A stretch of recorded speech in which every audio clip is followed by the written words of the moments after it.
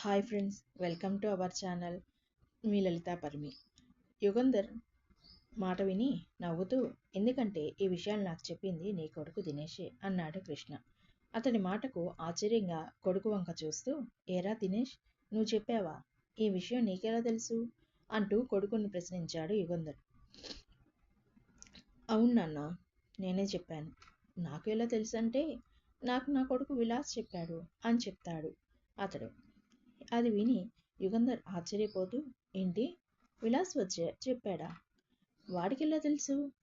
వాడికి మనం ఈ విషయాలు ఏవి చెప్పలేదు కదా అసలు. వాడిని ఈ ఊపిలోకి లాగలేదు కదా. ఎందుకంటే వాడికి ఏమైనా అయితే అమ్మో అనుకుంటేనే గుండె ఆగిపోయినట్టు అవుతోంది అన్నాడు యుగంధర్ కళ్ళు పెద్దవి చేసి గుండె పట్టుకుని.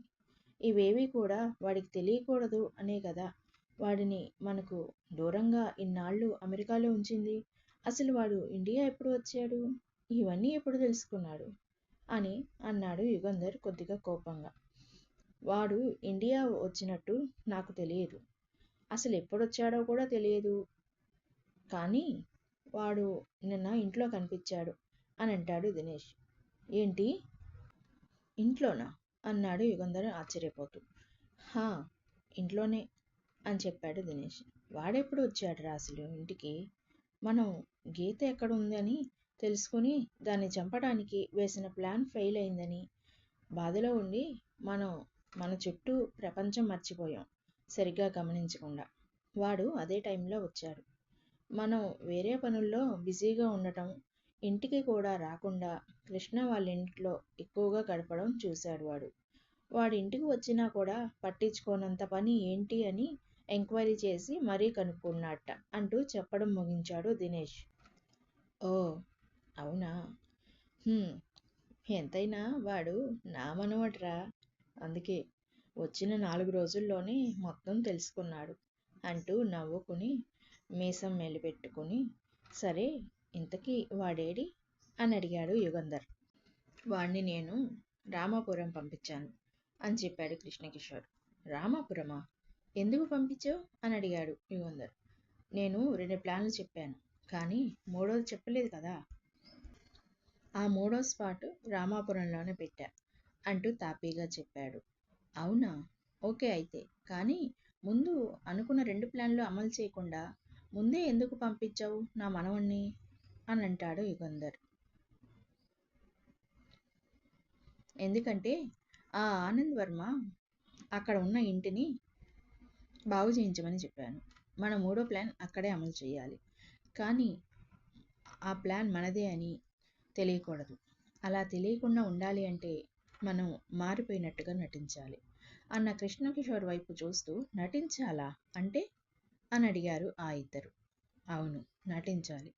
ఆనంద్ వర్మ మన కల్లోకి వచ్చి మీరు చేసిన తప్పులకు తొందరలోనే శిక్ష పడుతుంది, కానీ నేను అందాక చూస్తూ ఊరుకోను అంటూ మన పీక నొక్కుతున్నాడు అని, ఇలా చాలా రోజులుగా జరుగుతున్నదని, చేసిన తప్పులు తెలుసుకున్నాం అని, బుద్ధి వచ్చింది దాంతో అని అంటూ నీ కూతురు జోలికి ఇక రాము అంటూ లెంపలు వేసుకుని కాళ్ళ మీద పడి వేడుకున్నాం అని, పశ్చాత్తాపంతో ప్రాధేయపడ్డాం అని, దాంతో ఆయన మనల్ని క్షమించాడని, నీ కొడుక్కి గీతనిచ్చి పెళ్లి చేసి చేసిన తప్పుకి ప్రాయశ్చిత్తం చేసుకోవాలి అని చెప్పి మనం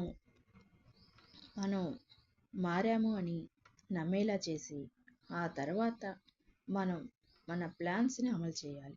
అది కూడా మన మీద వారికి ఏమాత్రం డౌట్ రాకుండా అని తన ప్లాన్ మొత్తం చెప్పాడు కృష్ణకిషోర్. వావ్, సూపర్ ప్లాన్ తాత అంటూ వచ్చాడు విలాస్ అప్పుడే అక్కడికి. అతన్ని చూసి, నువ్వేంట్రా ఇక్కడ ఇలా ఇలా వచ్చావు అన్నారు ముగ్గురు కూడా. అవును మరి,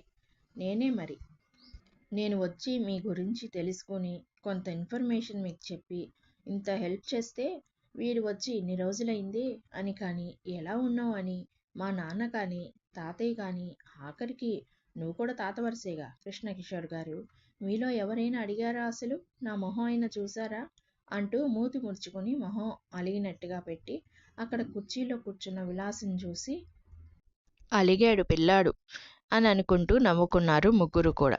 అది చూసి విలాస్ కూడా నవ్వుతూ, "హ్మ్, అయితే తొందరలోనే నన్ను పెళ్ళికొడుకుని చేస్తారన్నమాట. అంటే ఇది మీ ప్లానేనా లేకపోతే రియల్‌నా?" అంటూ చూశాడు కన్నింగ్‌గా నవ్వుతూ విలాస్. అతడి మాటలు విని కృష్ణ నవ్వుతూ, "అవునురా మనవడు. మనవడు కాని మనవడా! ముందు వాళ్ళని నమ్మించి మీ పెళ్లి విషయాలు మాట్లాడుతూనే ఆ ప్లాన్స్ అమలు చేయాలి. ఈ లోపల మన ప్లాన్స్ వర్కౌట్ అయ్యి అది చేస్తే ఓకే. లేదు మన ప్లాన్స్ అది తెలుసుకొని తిప్పికొట్టి బ్రతికిందే అనుకో, దాన్ని నీకిచ్చి పెళ్లి చేసి అనుక్షణం టార్చర్ పెట్టి మరీ చంపుతావు నువ్వు. అది చూసి దాని బాబు కాని బాబు ఇంకా దాని బాబాయిలు గుండె పగిలి చస్తారు. అప్పుడిహ మనకు శత్రుశేషం ఉండదు కదా" అంటూ నవ్వుకున్నారు నలుగురు కూడా. అక్కడ రఘురామ్ ఇంట్లో చాలా సంతోషంగా ఉంది. "రఘు, నా అన్న బిడ్డని కాపాడటానికి నువ్వు చాలా త్యాగాలు చేశావు. రఘు, నువ్వు చేసింది చిన్నది కాదు.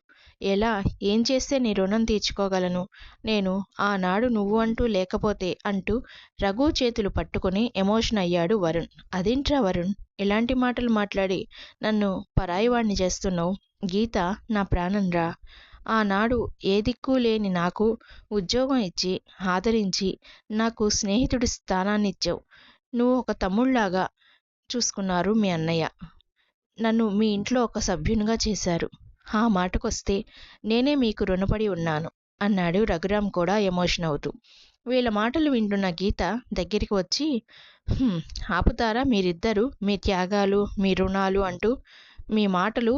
ఇంకా ఇప్పుడు అందరం కలిసాం అని ఆనందపడకుండా జరిగిపోయినవి గుర్తు చేసుకుని బాధపడటం ఎందుకు నన్ను కూడా" అంటూ మొహం చిన్నగా చేసి కూర్చున్న గీతను చూసిన రఘురామ్, "వరుణ్, నాదో కోరికరా" అని అన్నాడు. "ఏంట్రా అది?"